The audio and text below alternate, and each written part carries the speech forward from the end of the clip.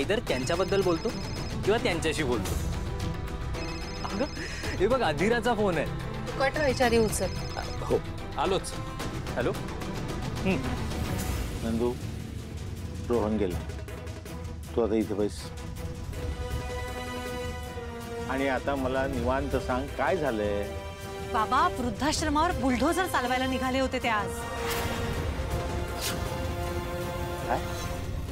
आपल्या सगळ्या म्हाताऱ्या आजी आजोबांना ते बेघर करायला निघाले होते बाबा।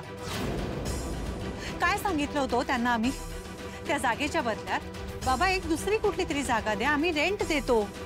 पण हे असं तिथे येऊन सगळ्या म्हाताऱ्या आजी आजोबांना घाबरवून त्यांना त्या बुलडोझरची भीती दाखवून मुळात त्यांच्या घरात बुलडोझर चालवायला निघणं हा पर्याय आहे का बाबा?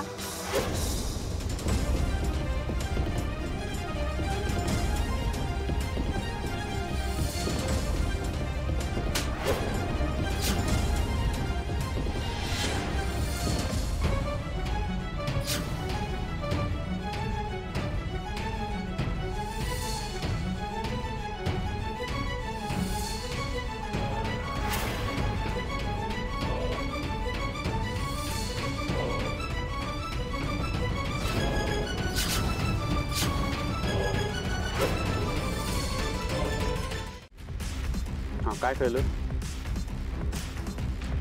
काय? ओ पण हे कन्फर्म आहे ना? ओके। काय झालं? हे सगळं अंशुमनने केलंय। काय?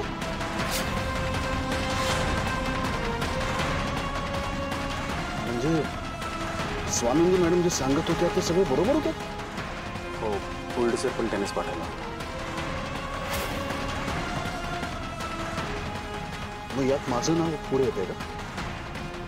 स्पेसिफिकली तुझं नाव येतं असं नाही म्हणाले ते, बट ऑफकोर्स रायगडेंचंच। दादा आपल्या आजोबांनी जी जमीन लीजवर दिली होती त्याचे डिटेल्स, लीज पिरियड संपून 10 वर्ष होऊन गेले, अजूनही ती जागा रिकामी झालेली नाहीये। मला जमिनीचे ओरिजिनल पेपर्स आणि छोटा मॅटर आहे, तू नको लक्ष देऊ। 50 वर्ष त्या जागेवरती कोणीतरी राहत असेल ना, कोणीतरी राहत असेल तर मग सोडून देऊया। एक मुलगी आहे ती हक्क सांगायला लागली आहे त्या जागेवर।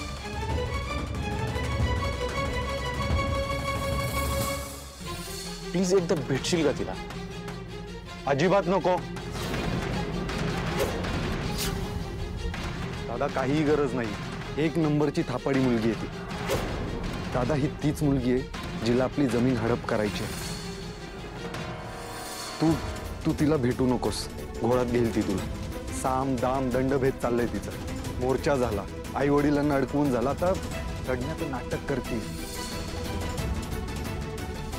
तू एक काम कर, तू त्यांच्याकडनं पहिल्यांदाच जमीन ताब्यात घे। माझा पूर्ण सपोर्ट आहे तुला, आजच्या आज जमीन खाली व्हायला पाहिजे।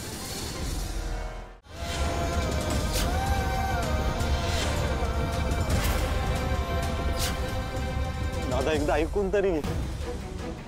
बघ तू एक काय 10 काना खाली मार, चालेल मला, तुझा हक्क आहे, तू माझा मोठा भाऊ आहेस।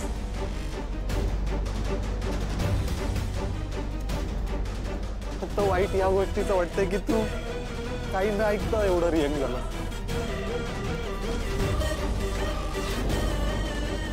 एकदा माझं ऐकायचं तरी होतंस। बघ दादा, कुणीतरी तुला माझ्याबद्दल खोटं सांग, आणि जसं तुला वाटत होतं ना की स्वानंदी सरपोतदारला ती जागा बळकवायची, तसं मलाही वाटलं दादा। जसं तू बुलडोझर पाठवलं नाही तसं मी पाठवला नव्हता दादा।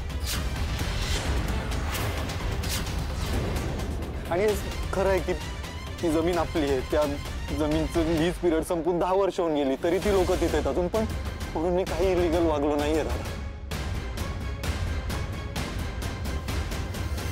चूक माझीच आहे की मी आपल्या कर्मचाऱ्यांवर अतिविश्वास ठेवला आणि त्यांनी माझ्या परस्परी अशा गोष्टी केल्या।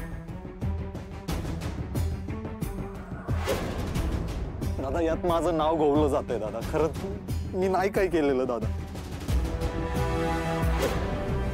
प्लीज माझ्यावर विश्वास ठेव ना.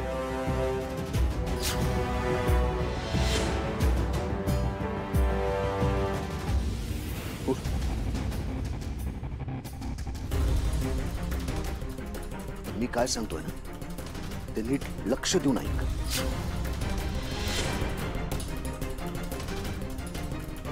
आपल्या आदिराचं ज्या मुलाबरोबर लग्न ठरलंय रोहन, त्याची बहीण स्वानंदी ती त्या वृद्धाश्रमात जाते काम करायला, तिकडच्या माणसांना मदत करायला. आणि ती जर काही चुकीचं वागत नसेल तर आपण देखील त्यांचा आदर केला पाहिजे, सन्मान ठेवला पाहिजे. कळतंय? समर, अरे त्या स्वानंदीमुळे आणि तिच्या फॅमिलीमुळे आपल्या घरात वाद होत आहेत, हे चांगलं आहे का? हे सगळे वाद त्या वृद्धाश्रमामुळे होत आहेत ना. बस यानंतर मी एक गोष्ट ठरवली. आजी, ती जागा मी त्या वृद्धाश्रमाच्या नावे करून देणार आहे आणि हे फायनल.